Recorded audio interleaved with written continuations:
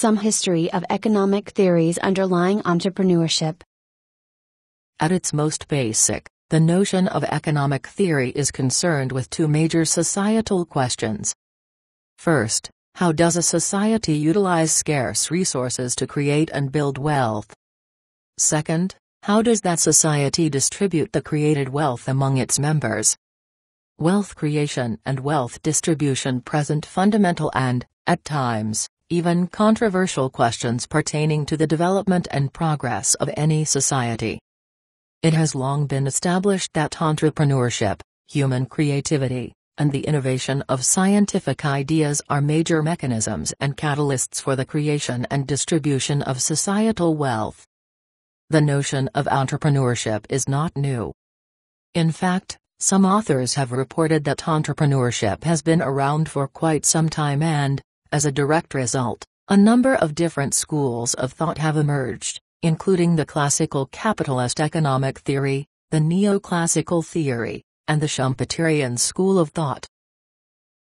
Classical capitalist economic theory.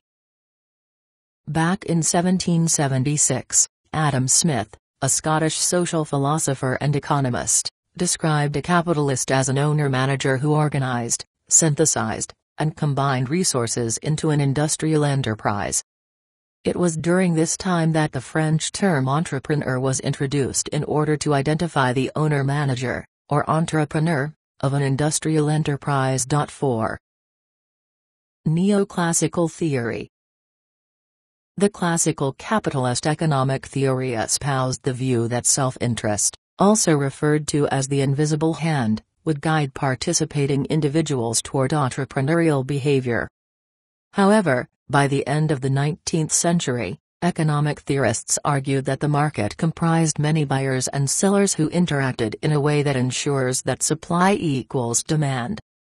The market was seen at equilibrium, that is, balanced, and, thus, perfect. This would be achieved, it was argued, by fluctuations in prices and supply levels.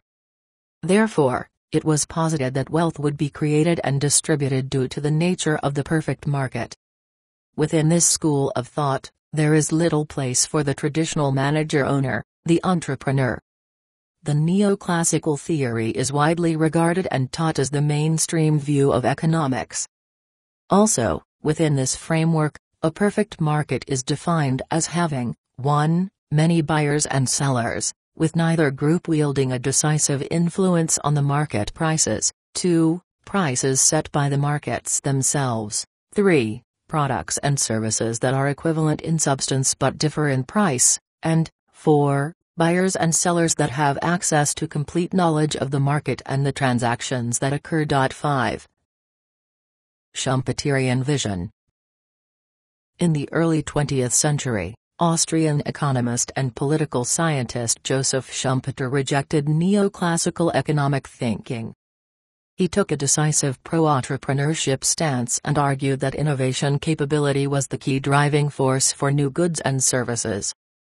Schumpeter posited that the market was chaotic rather than perfect due to entrepreneurs continually providing the markets with creative ideas and innovative solutions.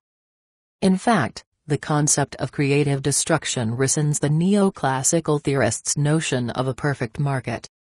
New ideas, products, and services create a dynamic market mechanism, producing demand that leads to perpetual wealth creation and wealth distribution. 6.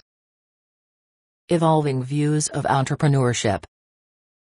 Simply put, an entrepreneur is an individual involved in an entrepreneurial activity. As pointed out, a multitude of definitions on the notions of entrepreneur and entrepreneurship have emerged. Various professionals view these elements through the lenses of their respective disciplines. For instance, the economist views the entrepreneur as a factor of production, alongside land, labor, and capital. The sociologist asserts that certain cultures promote or impede the developing forces of entrepreneurship. In India, for example, the Gujaratis and Sindhis are known for their sense of entrepreneurship. To a psychologist, an entrepreneur is a person driven by certain intrinsic forces, such as the need to attain something, to experiment, to accomplish, or perhaps to escape the authority of others.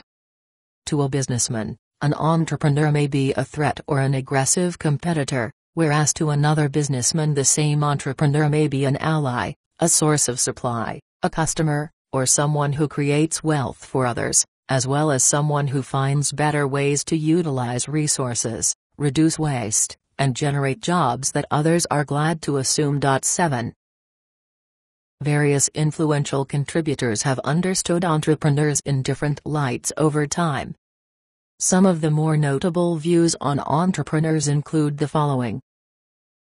Richard Cantillon, 1725, an entrepreneur is a person who pays a certain price for a product to resell it at an uncertain price, thereby making decisions about obtaining and using the resources, although consequently admitting the risk of enterprise.